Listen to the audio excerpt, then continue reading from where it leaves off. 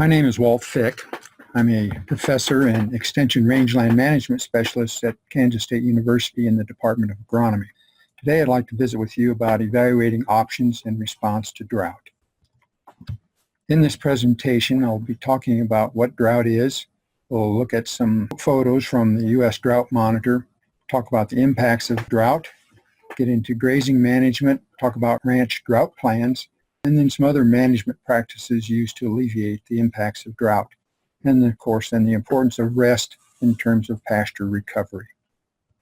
Drought generally has been defined as a period of dry weather in which less than 75% of the average annual amount of precipitation is received.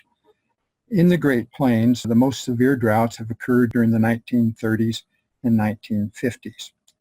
Here's a picture of what drought may look like in the Great Plains, where you can see very little green growth, at least on grasses, very dry conditions. Drought in the Great Plains is a fairly normal occurrence and frankly is inevitable. Seems like we're either in drought or we're coming out of drought or we're getting ready for the next drought to occur. On average, drought in the Great Plains occurs about 30% of the time. So it's important to develop a drought plan and implement it, put it into place rather than waiting for the next rain to occur. As we look at some of the historical U.S. drought monitors, I went back to 2010 where we see that there was very little drought occurring in the Great Plains, particularly as we're interested today in the southern Great Plains from south central Kansas into Texas. We can see very little drought in 2010. But the very next year, we can see extreme and even exceptional drought occurring all the way from south central Kansas down in Texas. In 2012, that drought was more widespread across the U.S., wasn't as severe in terms of the severity of the drought, but still quite prevalent through the southern Great Plains. In 2013, again, exceptional drought occurring particularly in the western edge of the Great Plains. And then in 2014, drought was still present, particularly along the Oklahoma and Texas border. And then the latest drought monitor here from September 1, 2015, you see that the drought is not as prevalent here in the Great Plains. In earlier work reported by the National Drought Mitigation Center, they reported drought effects from 2000 to 2005 when they saw individual operations culling livestock and reducing stocking rates, reduced forage production, water quantity and quality problems, and so forth, including the emotional stress associated with individuals having to make decisions, particularly about destocking. As I look at drought impacts, I think yes, indeed, most every drought we're going to have reduced soil moisture, high temperatures, low relative humidity. Forage production will indeed decline. Plant composition can even change, particularly if the drought lasts more than a year or two.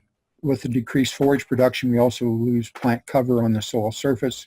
Stock water will be of concern, and one of the signs that we often see is that our grasslands many times might be brown and not growing, and yet the weeds or the broadleaf plants out there are still green.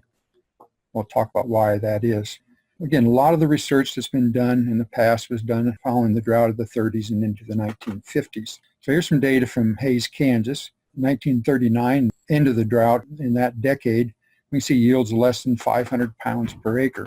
Precipitation was 7 inches less than normal. Within 3 years, though, when they had a above normal precipitation year at Hays, we can see yields in excess of 2,500 pounds, which is much closer to the long-term average. In 1946, yields were reduced despite above normal precipitation, and that has to do with how that precipitation was distributed. Much of it did not occur during the growing season. 1951 was a wet year. You see way above normal precipitation for there, and production was 2,600 pounds per acre. 1956, now is the end of the drought in that decade. That is the driest year on record in Hays, Kansas, and they received only 9 inches of rain. One of the things we see with drought is that 2 or more years of consecutive drought are going to have much greater impact on vegetation than just a single drought year. Here in Manhattan, Kansas, 1980 was a drier than normal year, and forage production was about 75% of normal. The very next year, precipitation returned to slightly above normal, and yet forage production more than doubled. Another thing that happens with drought is composition shifts, and that occurs with both the occurrence of annual species, as we see in this picture. Annual broomweed can fill in spots that tend to open up on the soil surface as the grasses kind of die back, but we also get other perennial plants that seem to invade. One of the reasons that these broadleaf plants often survive during drought periods is the difference in root systems that we see between the forbs and then the grasses. So you can see these deeper rooted, tap-rooted forbs in this illustration compared to the shallow rooted fibrous root systems of the grasses. And really what's happening is these broadleaf plants, many of them are just able to avoid the drought conditions much longer. Percent cover changes, here's some information again from that 1930s and 50s. At the beginning of the drought in 1932, buffalo grass and blue grama, you can see, make up more than 40% of the cover. By the end of the drought, that decade, 1939, both of these common warm season grasses are only about 10% of the composition. With return of precipitation during the 40s, you see that buffalo grass responded tremendously, and that's because of its ability to produce stolons and fill back into open spaces. And it really took over a decade, 1951, before the buffalo grass blue grama had returned to cover levels that they were prior to the drought in 1932. Again, 1956 was a drought year, and you can see again great reduction in the amount of buffalo grass and blue grama. Some other composition changes that occurred, this is really from a site that was more of a mixed or tall grass area, and big bluestem being the dominant species prior to the drought, but by 1940 you can see it declined tremendously from 76 to 15%. Species like blue grama, buffalo grass, which are more drought tolerant, actually increased in this particular study. Western wheatgrass, you notice it also increased during the drought period, and that's because it's a cool season species that was able to utilize precipitation before the warm season grasses even started growth. A concern that we have sometimes during drought is the presence of poisonous plants. Species like snow in the mountain and woolly loco occur all the time, but during drought periods they may be the only plants that are green and are apt to be grazed during the drought periods when normally they are not being utilized. We know that forage production varies depending on the ecological or range site that we have present, but it also varies considerably from year to year based on the amount of precipitation that is received. Let's focus here on the Loamy Prairie ecological site. This particular ecological site occurs from south central Kansas across Oklahoma and down into north central Texas. The impact that reduced forage production will have is, of course, impacts our stocking rates that we can actually use on these rangelands. If you look at the calculation there for the Loamy Prairie, in a normal year, and what we do is we multiply the pounds per acre times the number of acres times what we call a harvest index, percentage of the pasture that's going to be used, and we divide that by the weight of the animals, and I'm using 1,500 pounds here for a cow-calf pair, the percent body weight that they consume, and I'm going to use 3%, and how long the animals are going to graze, 180 days. So we go through that calculation, and it works out to be 94 pair. So that is equivalent to 6.8 acres per cow-calf pair under normal conditions. Well, under the unfavorable conditions, when the forage production is reduced almost 50%, we do that calculation, and now it takes 13.1 acres per pair. So you can see a dramatic change in the carrying capacity or stocking rate that we can use on rangeland when it's unfavorable conditions, such as we have during drought. In addition to utilizing production figures like we've just seen that are provided by the Natural Resource Conservation Service, another way of doing that is having an exclusion cage right in the pasture that one can then clip at whatever time you want to, but typically at the end of the growing season, and compare the production that year to what is out in the area being grazed. And by doing that, we have an idea of what's been removed and how much is totally produced. As we look at the distribution of forage production on our rangelands, again, we'll focus on this Loamy Prairie ecological site, we see production occurring from beginning in March through the month of October. Most of this production occurs in May, June, and July.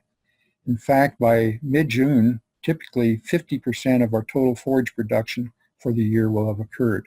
Late season precipitation then will cause some regrowth on areas been grazed, but as you look at this, you'll see that only about 20% of the forage production that usually occurs in that April through October timeframe.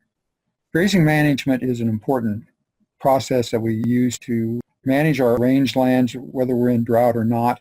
the kind of animal, and maybe more specifically as we think about this cattle production being prevalent in the Great Plains, the class of animal becomes important. Are we running cow-calf or are we running stockers?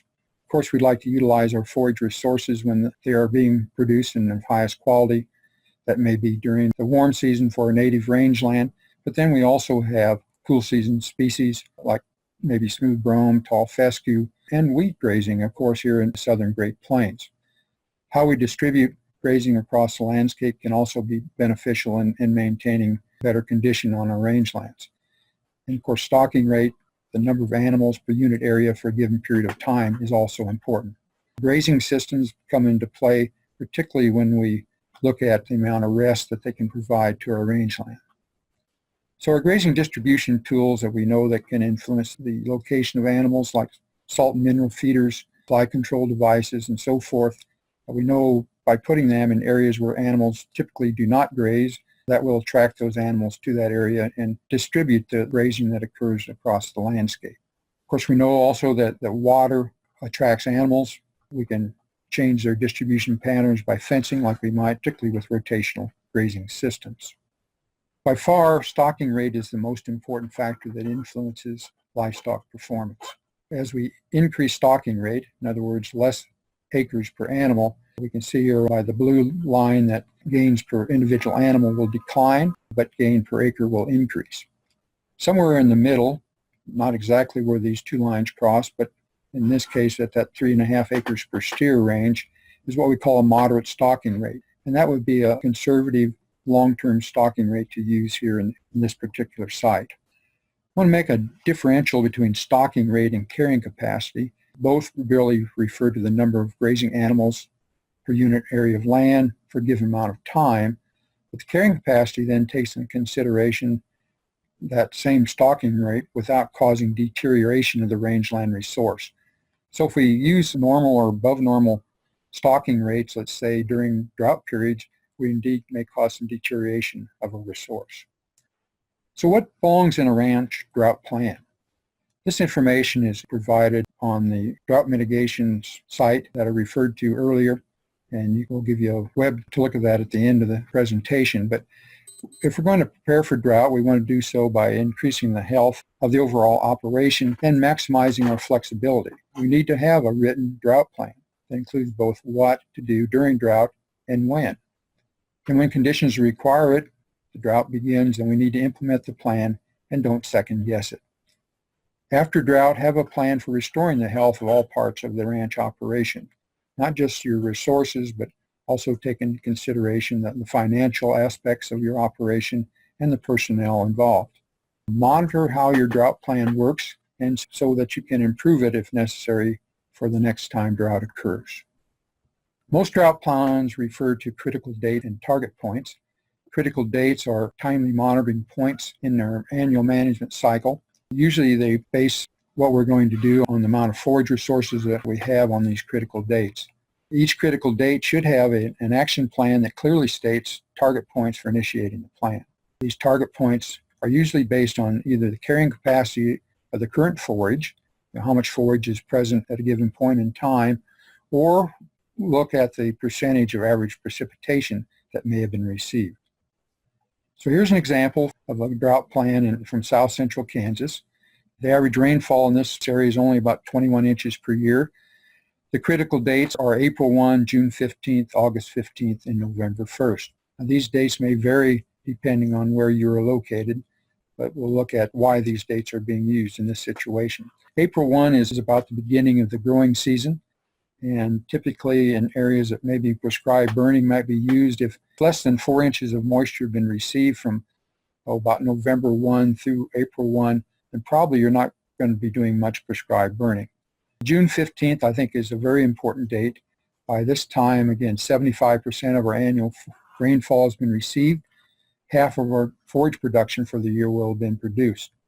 And so then if rainfall is less than normal, one may start to consider destocking it at various rates. The grazing period's timing is such that precipitation is low and we're in a rotational grazing scheme, then one needs to slow down the rotation, allowing more time for each pasture or paddock to rest. August 15th is a time when probably about 90% of the precipitation for the growing season will have been received.